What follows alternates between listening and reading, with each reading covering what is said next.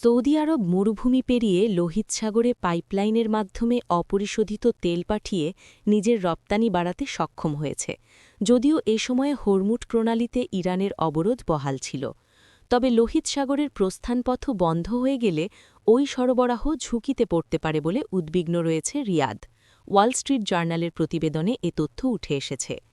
মধ্যপ্রাচ্যের তেল ও গ্যাস উৎপাদকদের মধ্যে কয়েক দশক ধরে চলে আসা অবস্থানকে ইরানের বিরুদ্ধে ইসরায়েল যুক্তরাষ্ট্রের যুদ্ধ এবং হরমুজ প্রণালীর অবরোধ ভেঙে দিয়েছে। যুক্তরাষ্ট্রের উপসাগরীয় মিত্র সৌদি আরব এখন নাকি আশঙ্কা করছে ইরানের বন্দর অবরোধে প্রেসিডেন্ট ডোনাল্ড ট্রাম্পের পদক্ষেপ পরিস্থিতিকে আরও খারাপ করতে পারে। ওয়াল স্ট্রিট জার্নালের এক প্রতিবেদনে বলা হয়, রিয়াদ ট্রাম্প প্রশাসনকে হরমুজ প্রণালীর অবরোধ তুলে নিতে এবং আলোচনার টেবিলে ফিরতে চাপ দিচ্ছে। আরব কর্মকর্তারা মার্কিন ওই প্রকাশনাকে বলেছেন, ইরানের বন্দরগুলো বন্ধের ট্রাম্পের পদক্ষেপ তেহরানকে পাল্টা জবাব দিতে এবং অন্য গুরুত্বপূর্ণ নৌপথ ব্যাহত করতে উস্কে দিতে পারে বলে সৌদি আরব আশঙ্কা করছে। যুক্তরাষ্ট্রের সিদ্ধান্ত অনুযায়ী হরমুজ প্রণালী দিয়ে ইরানের সব ধরনের রপ্তানি ও আমদানি বন্ধ করা হয়েছে। এর লক্ষ্য হল ইতিমধ্যে বিপর্যস্ত ইরানি অর্থনীতির ওপর চাপ বাড়ানো। তবে সৌদি আরব নাকি যুক্তরাষ্ট্রকে সতর্ক করেছে ইরান প্রতিশোধ হিসেবে বাব আল মানদেব প্রণালী বন্ধ করে দিতে পারে। লোহিত সাগরের এই সংকীর্ণ নৌপথটি সৌদি আরবের বাকি তেল রপ্তানির জন্য অত্যন্ত গুরুত্বপূর্ণ। উপসাগর জুড়ে উদ্বেগ।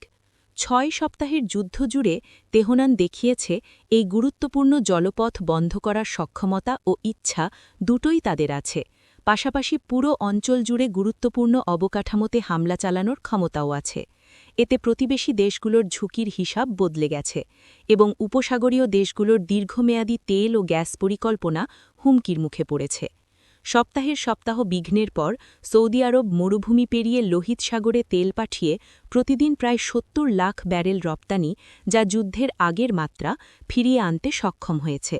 কিন্তু ওয়াল স্ট্রিট জার্নালের প্রতিবেদনে বলা হয়, লোহিত সাগরের ওই প্রস্থানপথ বন্ধ হয়ে গেলে এই সরবরাহ ঝুঁকিতে পড়বে বলে রিয়াদ আশঙ্কা করছে।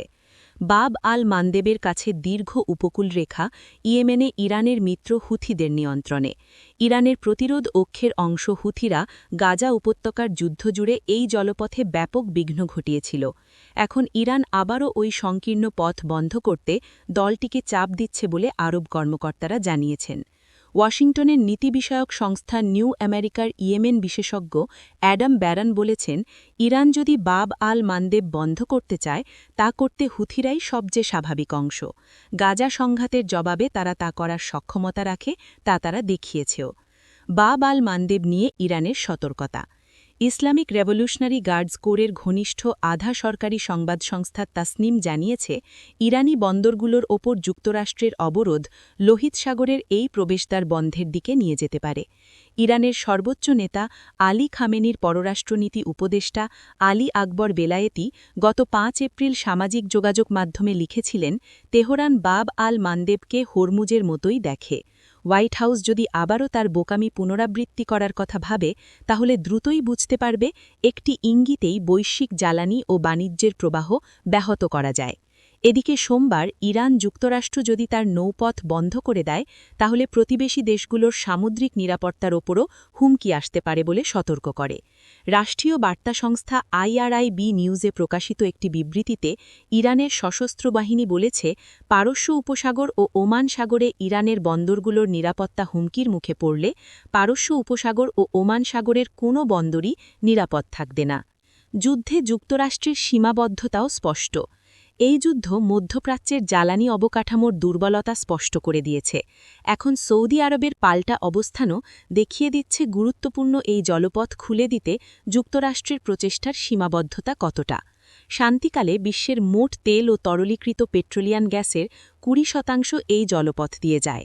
ইরানের এই নিয়ন্ত্রণের কারণে দৈনিক প্রায় ১,৩০,০০,০০০ ব্যারেল তেল রপ্তানি বন্ধ হয়ে গেছে, আর ফিউচার্স দাম ব্যারেল প্রতি $১০০ ওপরে উঠেছে। যুক্তরাষ্ট্রের ইরানি বন্দর অবরোধ গত সোমবার থেকে কার্যকর হয়েছে। হোয়াইট হাউসের মুখপাত্র আনা কেলি বলেন, প্রেসিডেন্ট ট্রাম্প স্পষ্ট করেছেন তিনি চান হরমুজ প্রণালী পুরোপুরি খোলা থাকুক যাতে জ্বালানির অবাধ প্রবাহ নিশ্চিত হয়।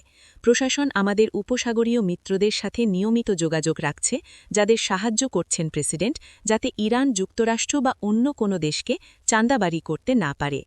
উপসাগরের ইরান সমস্যা। ৬ সপ্তাহের এই যুদ্ধ ইরান ও তার প্রধান আঞ্চলিক প্রতিবেশী সৌদি আরব, সংযুক্ত আরব আমিরজাত, কাতার, বাহরাইন ও ইরাকের মধ্যে গভীর তিক্ততাও প্রকাশ করে দিয়েছে। তারা এতদিন অনানুষ্ঠানিক এক বোঝাপড়ার ভিত্তিতে ইরানের সাথে সরাসরি সংঘর্ষে যায়নি, কারণ যুদ্ধ হলে সবার অর্থনৈতিক স্বার্থই মারাত্মকভাবে ক্ষতিগ্রস্ত হতো। কিন্তু সেই সৌহার্দ্যপূর্ণ সম্পর্ক এখন ভেঙে গেছে। এখন উপসাগরীয় দেশগুলো নাকি এমন যুদ্ধের সমাপ্তি চায় না যাতে হরমুজ প্রণালী নিয়ন্ত্রণ ইরানের হাতেই থেকে যায়। এই প্রণালী তাদের অর্থনীতির জীবনরেখা। তবে সৌদি আরব সহ অনেক দেশই যুক্তরাষ্ট্রকে বিষয়টি আলোচনার টেবিলে মীমাংসা করতে চাপ দিচ্ছে এবং আলোচনা আবার শুরু করার জন্য তড়িঘড়ি করছে।